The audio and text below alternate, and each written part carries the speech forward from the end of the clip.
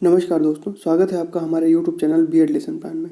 दोस्तों, इस समय हम उत्तर प्रदेश शिक्षक पात्रता परीक्षा जो 2019 में हुई थी उसका जो प्रश्न पत्र है उसको हल कर रहे हैं। तो इस सेशन से पहले जो इससे पहले वाला वीडियो था उसमें हमने बाल विकास एवं शिक्षा शास्त्र के प्रश्नों को हल किया था। आज के वीडियो में हम उसी परीक्षा के जो हिंदी भाषा का खंड है उसको हल करने वाले हैं। तो चलिए आज के वीडियो की शुरुआत करते हैं। दोस्तों, यदि आप हमारे नए दर्शक हैं तो हमारे वीडियो को लाइक जरूर करें और चैनल को सब्सक्राइब भी जरूर करें और साथ में कमेंट करके हमें ये भी बताएं कि आप कहाँ से हमारा वीडियो देख रहे हैं। तो चलिए आज का वीडियो शुरू कर लेते हैं। हिंदी भाषा का जो पहला प्रश्न था वो 31 नंबर पर प्रश्न था पेपर में और यहाँ पर हम देख रहे हैं। तो पहला प्रश्न देखिए कि मिट्टी का माधो होने का क्या अर्थ है। तो ये एक मुहावरा है। तो इसमें ऑप्शन देखिए, पहला ऑप्शन है समझदार होना, दूसरा ऑप्शन है मिट्टी की मूर्ति, तीसरा है कृष्ण की मूर्ति और चौथा है बहुत ही मूर्ख होना। तो इस मुहावरे का क्या अर्थ है। तो इसमें जो ऑप्शन डी है वो सही होगा, बहुत ही मूर्ख होना।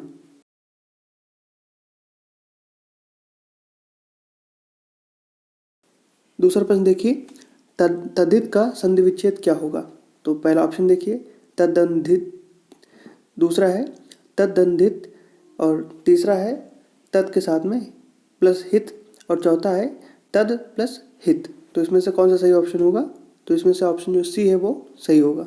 अगला प्रश्न देखिए, उद्विग्न का संधि विच्छेद क्या है।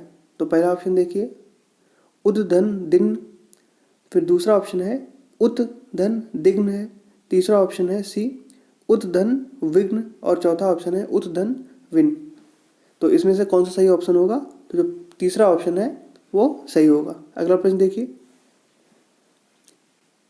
बीती विभावरी जागरी अंबर पनघट में डुबो रही ताराघट ऊषा नगरी। तो ये पंक्तियां दी हुई हैं। तो उपयुक्त पंक्तियों में कौन सा अलंकार है। तो ऑप्शन देखिए ए यमक अलंकार, ऑप्शन बी है उत्प्रेक्षा अलंकार, ऑप्शन सी है रूपक अलंकार और ऑप्शन डी है उपमा अलंकार। तो इसमें से जो ऑप्शन सी है वो रूपक अलंकार सही होगा। फिर देखिए यहाँ पर भी पंक्तियां दी हुई हैं। क्या लिखा हुआ है कि बिन घनश्याम धाम धाम ब्रजमंडल में उधो नित बसति बहार बरसा की है। तो इन पंक्तियों में कौन सा अलंकार होगा। ऑप्शन देखिए, पहला है रूपक अलंकार, बी है उपमा अलंकार, सी है यमक अलंकार और डी है श्लेष अलंकार। तो इसमें से जो ऑप्शन डी है श्लेष अलंकार वो सही उत्तर होगा। अगला देखिए, निम्नलिखित में से कौन सा शब्द एक वचन तथा बहुवचन दोनों में प्रयोग हो सकता है। तो ऑप्शन देखिए, ऑप्शन ए है मुनि, ऑप्शन बी है बालिका, ऑप्शन सी है लड़का और ऑप्शन डी है बेटा। तो इसमें से कौन सा सही उत्तर होगा। तो इसमें जो मुनि है वो सही उत्तर हो जाएगा। चलिए अगला प्रश्न देखिए, तत्सम और तद्भव का कौन सा युग में इनमें से सही है। तो पहला देखिए करहाट और कड़ाह, ऑप्शन बी है अष्ट और आठ, ऑप्शन सी है कुछ और कोख, ऑप्शन डी है कपित और कैथा। तो इसमें से तद्भव और तत्सम का कौन सा युग्म सही है। तो इसमें जो सी ऑप्शन है कुछ और कोख, ये ऑप्शन सही है। फिर देखिए अगला प्रश्न, निम्नलिखित शब्दों में किस में उपसर्ग का निर्देश अशुद्ध है। तो ऑप्शन ए है निम्धन अज्जित निमज्जित है, ऑप्शन बी में निधन खरा निखरा, ऑप्शन सी है अर्धधन सेरा बराबर अधसेरा और ऑप्शन डी है उत्धन ग्रीव उद्ग्रीव। तो इसमें से कौन सा उपसर्ग का जो निर्देश है वो अशुद्ध है, यानी कि गलत छांटना है। तो इसमें जो ऑप्शन ए है वो गलत हो जाएगा। फिर अगला देखिए, किस शब्द में तत्पुरुष समास है। तो ऑप्शन देखिए ए दौड़ धूप, ऑप्शन बी है मधुमक्खी, ऑप्शन सी है पीताम्बर और ऑप्शन डी है त्रिभुवन। तो डी तो बिल्कुल नहीं होगा क्योंकि इसमें पहले ही संख्या आ गई है। तो कौन सा सही ऑप्शन हो जाएगा इसमें, जो बी है मधुमक्खी, ये सही हो जाएगा। चलिए अगला प्रश्न देखिए, सिर पर सवार रहना एक मुहावरा है, इसका क्या अर्थ होता है। तो ऑप्शन देखिए ए है पीछे पड़ना, ऑप्शन बी है बाधक होना, ऑप्शन सी है भाग जाना और ऑप्शन डी है मरने मारने पर उतारू होना। तो इनमें से कौन सा सही ऑप्शन होगा। तो सिर पर सवार रहने का ऑप्शन जो ए है वो पीछे पड़ना सही होगा। अगला प्रश्न देखिए, वह बहुत अच्छा लड़का है वाक्य में कौन सा सर्वनाम है। तो ऑप्शन ए देखिए निजवाचक सर्वनाम, ऑप्शन बी है निश्चयवाचक सर्वनाम, ऑप्शन सी है अनिश्चयवाचक सर्वनाम और ऑप्शन डी है संबंधवाचक सर्वनाम। तो इसमें से कौन सा सही ऑप्शन होगा। तो जो बी ऑप्शन है निश्चयवाचक सर्वनाम वो सही ऑप्शन होगा। चलिए अगला प्रश्न की ओर चलते हैं। अब इसमें देखिए पंक्ति दी गई है कि मनोहर जीवन भर पूरा सुख भोगता रहा। तो इसमें से विशेषण इस पंक्ति में कौन सा विशेषण है? तो ऑप्शन देखिए, संख्यावाचक विशेषण, तो संख्या तो कहीं आई नहीं है। फिर बी देखिए परिमाणवाचक विशेषण, फिर सी है गुणवाचक विशेषण और डी है सार्वनामिक विशेषण। तो इसमें से जो बी ऑप्शन है परिमाणवाचक विशेषण वो सही हो जाएगा। अगला प्रश्न देखिए, दांत और जीभ के स्पर्श से बोले जाने वाले वर्ण को क्या कहते हैं? तो ये वर्णमाला से प्रश्न है। तो उसमें ऑप्शन देखिए मूर्धन्य, ऑप्शन बी है दंत, ऑप्शन सी है दंतोष्ठ और ऑप्शन डी है कंठोष्ठ। तो इसमें से पहले स्टार लगा हुआ है, जो ऑप्शन बी है वही सही हो जाएगा। चलिए अगला प्रश्न देखिए, निम्नलिखित ध्वनियों में निर्दिष्ट विशेषताओं में कौन सा अशुद्ध है? तो ऑप्शन ए देखिए, च जो है वो तालव्य और महाप्राण, ऑप्शन बी है खा महाप्राण और कंठ, ता अल्प प्राण और दंत, और डी है माँ ओष्ठ और सघोष। तो इसमें से कौन सा सही ऑप्शन होगा? तो जो ऑप्शन ए है वो सही हो जाएगा। चलिए अगले प्रश्न की ओर चलते हैं। बाण का पर्यायवाची नहीं है। तो इसमें 4 ऑप्शन दिए गए हैं। पहला देखिए शिलीमुख, ऑप्शन बी है विशिक, ऑप्शन सी है आशुक और ऑप्शन डी है सारंग। तो क्या सही उत्तर हो जाएगा इसका? जो ऑप्शन डी है सारंग वही सही उत्तर हो जाएगा।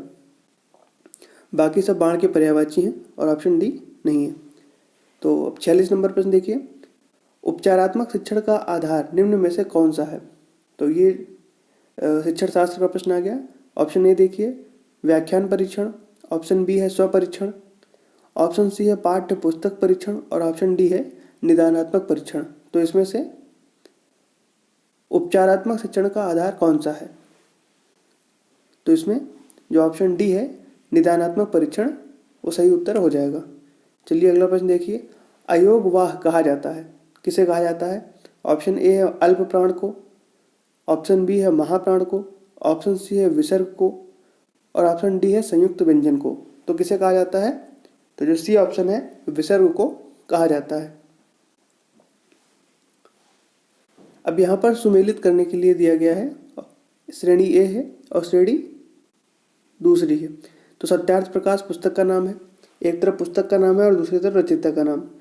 तो रामचरित मानस, सूरसागर और भक्तमाल। तो जब इस तरह के प्रश्न होते हैं तो इनमें से यदि आपको 1-2 का भी उत्तर मालूम होता है तो ऑप्शन की सहायता से आप इनको छांट सकते हैं। तो रामचरित मानस तुलसीदास जी ने लिखी है, तो बी में 4 एक ही ऑप्शन में दिखा रहा है, जो ऑप्शन सी है तो वही सही हो जाएगा। देखिए ऑप्शन सी इसमें सही होगा। तो जो सत्यार्थ प्रकाश है वो दयानंद सरस्वती जी ने लिखी है, जो रामचरित मानस है वो तुलसीदास जी ने लिखी है, जो सूरसागर है वो सूरदास जी ने लिखी है और जो भक्तमाल है वो नाभादास जी ने लिखी है। चलिए आगे बढ़ते हैं। निम्न में भाववाचिका उदाहरण है। तो पहला देखिए उससे बैठा नहीं जाता, दूसरा है राम से खाया नहीं जाता, तीसरा है राम पत्र लिखता है और चौथा है सीता पुस्तक पढ़ती है। तो इसमें से भाववाचिका उदाहरण कौन सा है? तो विकल्पों के माध्यम से हमें इस प्रश्न का उत्तर देखना है। तो जो इसमें ऑप्शन बी है यानी कि पहला और दूसरा, उससे बैठा नहीं जाता और राम से खाया नहीं जाता, इसमें भाववाचक का उदाहरण है।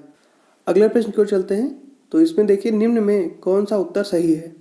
तो पहला देखिए अनुस्वार पूर्ण अनुनासिक ध्वनि है, बी है वर्ग का पंचमाक्षर अनुनासिक होता है, तीसरा है अनुनासिक के उच्चारण के दौरान नाक से बहुत कम सांस निकलती है और मुंह से अधिक। तो इसमें से कौन सा उत्तर सही होगा? तो चलिए सही उत्तर देख लेते हैं। जो ऑप्शन बी है यानी कि पहला, दूसरा और तीसरा, यानी कि ये तीनों ही सही हैं। चलिए अगले प्रश्न को चलते हैं। अब यहाँ पर देखिए एक गद्यांश दिया गया है जो कि परीक्षा में आया था। तो इसमें से इस गद्यांश के माध्यम से 2 प्रश्नों को हल करना होगा। तो क्या है गद्यांश? कला और जीवन का संबंध अन्योन्य आश्रित है, यानी कि कला और जीवन एक दूसरे पर आश्रित हैं।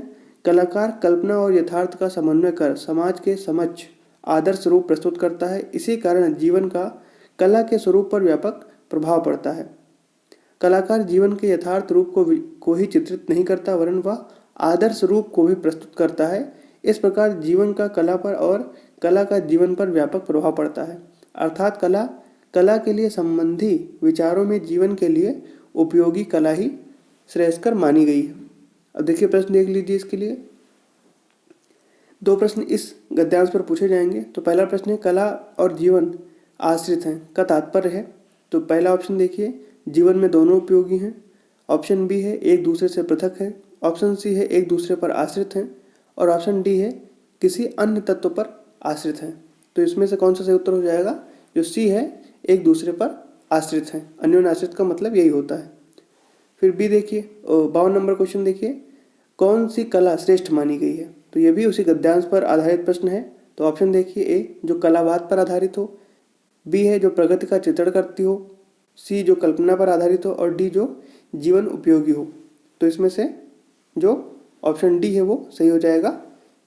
तो कौन सी कला श्रेष्ठ है? तो जो जीवन उपयोगी है। अब एक पद्यांश दिया गया है और उसी के आधार पर प्रश्न संख्या 53 और 54